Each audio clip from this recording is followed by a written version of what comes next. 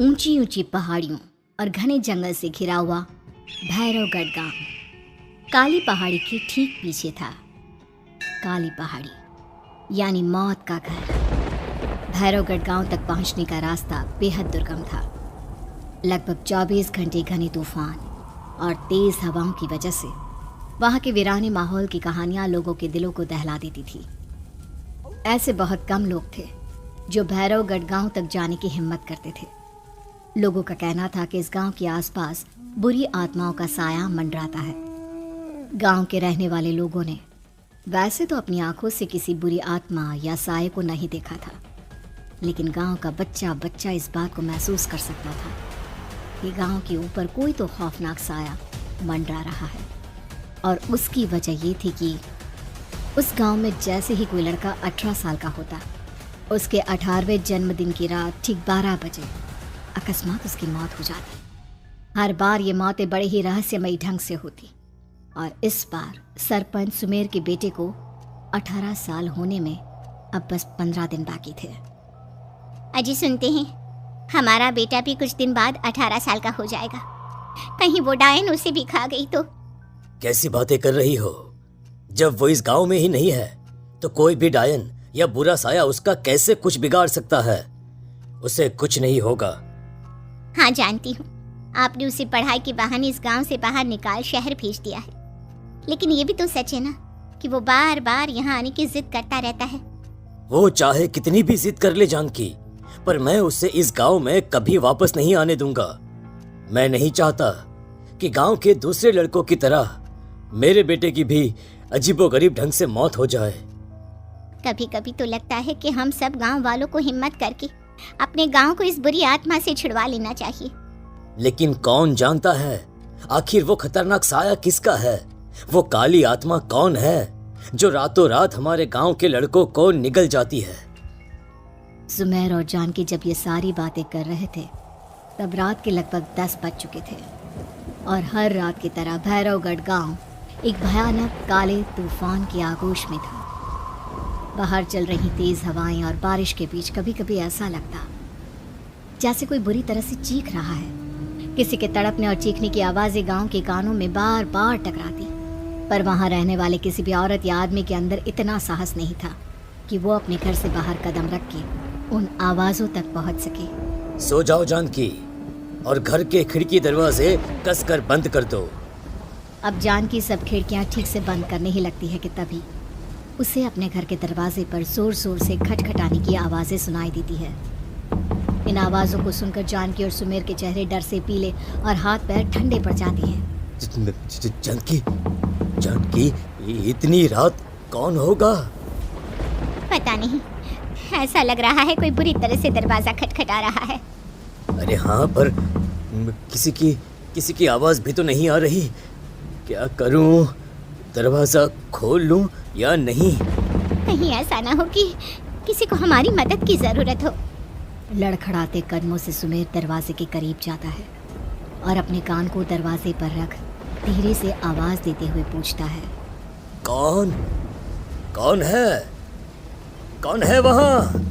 तभी एक बेहद डराने वाली आवाज उसके कानों से टकराती है। दरवाजा खोलो, दरवाजा खोलो, वरना आज की रात इस गांव में कोई जिंदा नहीं बचेगा। मैं जानती हूँ तुम्हारा बेटा 18 साल का होने वाला है। अगर उसकी जान की जरा भी परवाह है तो दरवाजा खोल दो। इस आवाज को सुनते ही सुमेर घबरा कर पीछे हट जाता है और जानकी को पूरी बात बताता है। कहीं वो डायन हमारे घर तक तो नहीं पहुंच गई? अब हम क्या करेंगे? मुझे दरवाजा खोलना ही होगा जानकी। मेरे पास अब कोई रास्ता नहीं है। इतना कहकर सुमेर डर से अपनी दोनों आंखें कसकर बंद करता है और कांपते हाथों के साथ झटके से दरवाजा खोल देता है। तभी किसी के जोर से हंसने की आवाज सुमेर और जानकी को सुनाई देती है। उस आवाज को सुन दोनों दरवाजे की तरफ देखते हैं और सामने अपने बेटे राहुल को खड़ा देख दंग रह जाते हैं। राहुल के हाथ में उसका मोबाइल होता है जिसमें से वो आवाज बज रही थी। ये क्या मजाक है? और तू यहाँ, तुझे मना किया था ना गांव में आने को, समझ में नहीं आता क्या? 18 साल का होने वाला है तू। माँ, आप लोग भी पता नहीं किन अंधविश्वास भरी बातों पर भरोसा करते हैं। क्या मैं अपने घर नहीं आ सकता? आप लोगों से नहीं मिल सकता? देख बेटा, हमने तुझे किसी वजह से ही इस गांव से दूर रखा था और यहाँ आकर तूने अच्छा नहीं किया। चल चल चल, मैं तुझे अभी के अभी वापस शहर छोड़कर आता हूँ। ओफो पापा, आप बेकार की बातों से परेशान हो रहे हैं। बाहर इतना तेज अंधड़ तूफान चल रहा है, कहीं जाने की जरूरत नहीं है। मैं बस आप लोगों से मिलने आया हूँ, कुछ दिन रहकर चला जाऊंगा। दिमाग खराब हो गया है इस लड़के का, नहीं जानता कि इस गांव में ये सुरक्षित नहीं है। किसने कहा था तुझे यहाँ आने को? ये आवाजें सुन, बाहर से जो आवाजें आ रही है तुझे सुनाई नहीं देती क्या? अरे माँ, जब जोर से तूफान चलता है, तेज हवाएं चलती हैं, तो इसी तरह की आवाजें आती हैं। ये बहुत नॉर्मल है माँ। नॉर्मल होगी तेरे लिए बेटा, 4 दिन शहर में पढ़कर आया है तो अपने माँ बाप की बात नहीं मान सकता। माँ, मुझे अभी बहुत जोरों से भूख लगी है, पहले कुछ खिला दो, और रात भी बहुत हो गई है। हम इस बारे में कल बात करते हैं, ठीक है? राहुल के वापस आ जाने से जानकी और सुमेर की आंखों की नींद उड़ गई थी। खाना खाने के बाद राहुल तो अपने बिस्तर पर जाकर सो गया, लेकिन जानकी और सुमेर पूरी रात उसके कमरे के बाहर पहरेदारी करते रहे। उन्हें पल पल इसी बात का डर था कि कहीं उनके बेटे को कुछ हो ना जाए। रात बीतती है, सुबह का सूरज निकलता है। अब जैसे ही वो राहुल को नींद से जागते देखते हैं तो उन दोनों के दिल को सुकून मिलता है। अरे माँ, पापा, आप अभी तक यहीं बैठे हैं? क्या पूरी रात सोए नहीं? जिनकी जवान बेटी की जान को खतरा हो, उन माँ बाप को नींद नहीं आती बेटा। बेटा, अब तो वापस शहर चला जा। देखो माँ, मैं किसी जरूरी काम से इस गांव में आया हूँ, और वो काम पूरा होने के बाद मैं खुद यहाँ से चला जाऊंगा। काम? गांव में तेरा क्या काम है? पापा, मैं बचपन से ही इस गांव के बारे में बेहद डरावने किस्से सुनते आया हूँ, इसीलिए अब मैं उन्हीं किस्सों के ऊपर डॉक्यूमेंट्री फिल्म बनाऊंगा। रिसर्च करना चाहता हूँ कि आखिर सच्चाई है क्या। हे भगवान, लो जी, सुन लिया, और भेजो इसे पढ़ने के लिए शहर। मैंने आपसे पहले ही कहा था, मेरी बहन के पास दूसरे गांव भेज दो। ना ये शहर जाता और ना उल जुलूल की बात इसके दिमाग में आती। जानकी और सुमेर राहुल को समझाने की बहुत कोशिश करते हैं, पर वो किसी की बात नहीं सुनता और अपना कैमरा लेकर गांव के पास वाली काली पहाड़ी की तरफ निकल जाता है। अब राहुल जैसे ही काली पहाड़ी पर पहुंचता है, उसकी नजर पहाड़ी के ठीक बीचों बीच बनी एक पुरानी झोपड़ी पर पड़ती है। यहाँ भी कोई रहता है क्या? ये इंटरेस्टिंग होगा।